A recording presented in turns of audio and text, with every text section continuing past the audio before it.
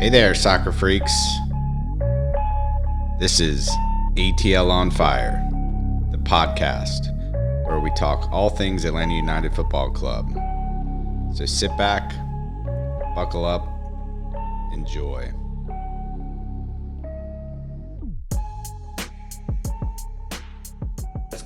Let's go. So we went into the international break. And so, of course, we have had nothing but soccer on TV with the Euros, Copa America, all happening simultaneously.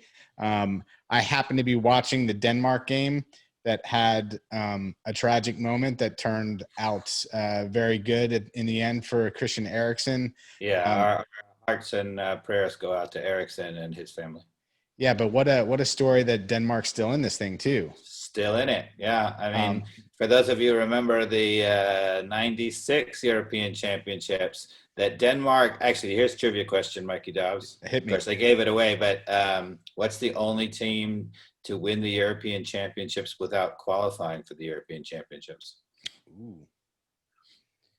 That's a great one. I'm going to go with Holland since, they just, they won it in 88, right? They did win it in 88, but that was not it.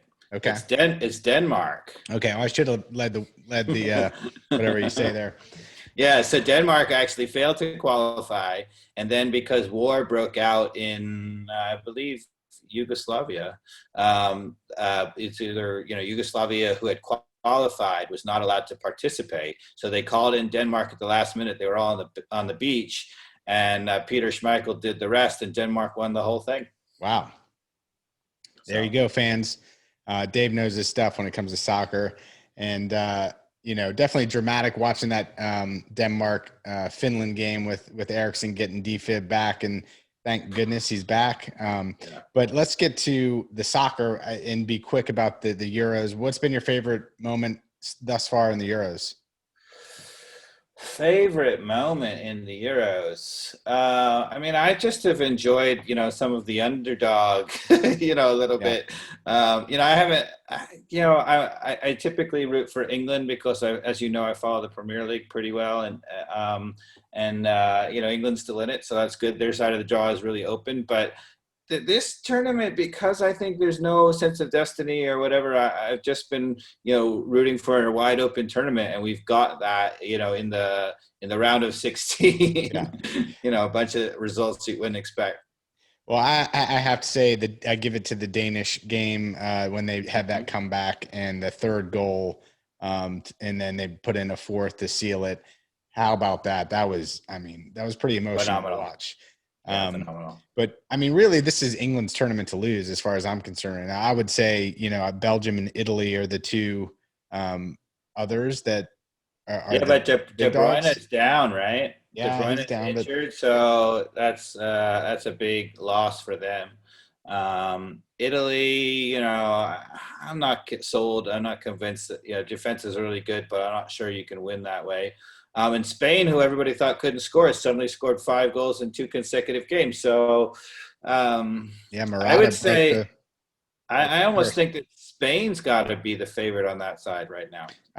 Spain is definitely looking, solid, but it's the question of whether they can put the front foot forward when they need to. And Italy for the same, they can defend, but yeah.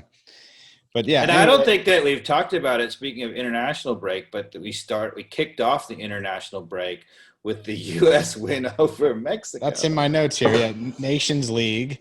What a crazy game. And literally that has to be one of the best soccer games in the last 5 to 10 years. If you're just purely watching for entertainment value and even don't have a horse in the game, that game had everything. I don't know what else to say. The only thing that was a shame was the last, few minutes with all the fan stuff and all the, the delays or whatever. Tata Martino sent off for patting the referee on the back.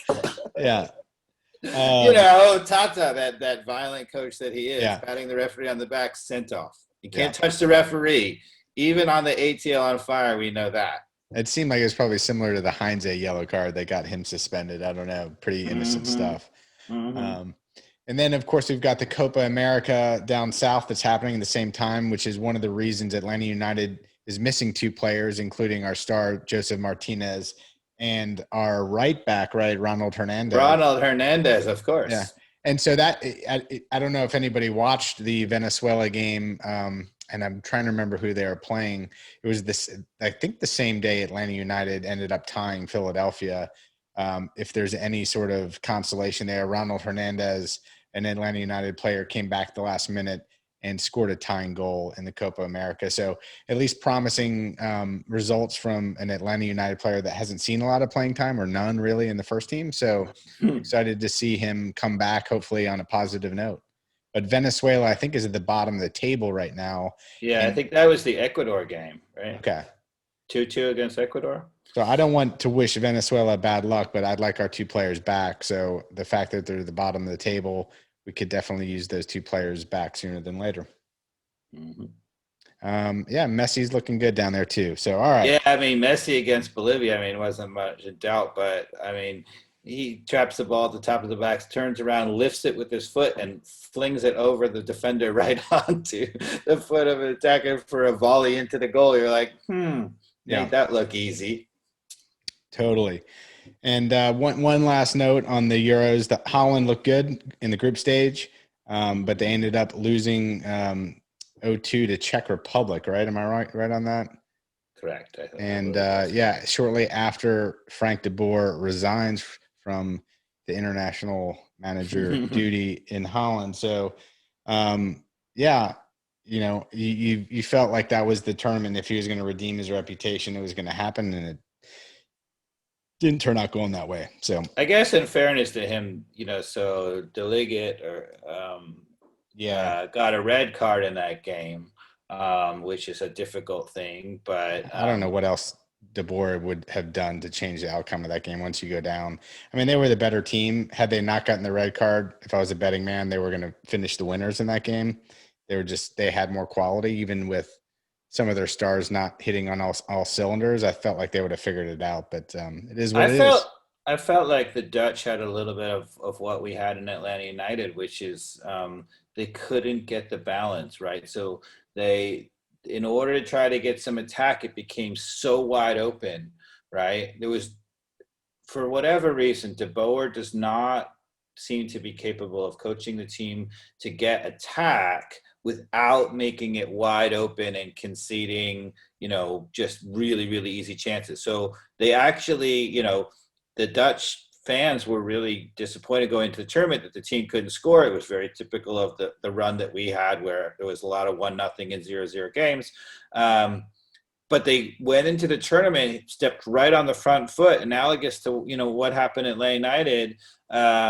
But as soon as they did that, they couldn't control the game, and it just became super wide open. It was 3-2, and it was, that's no way to win.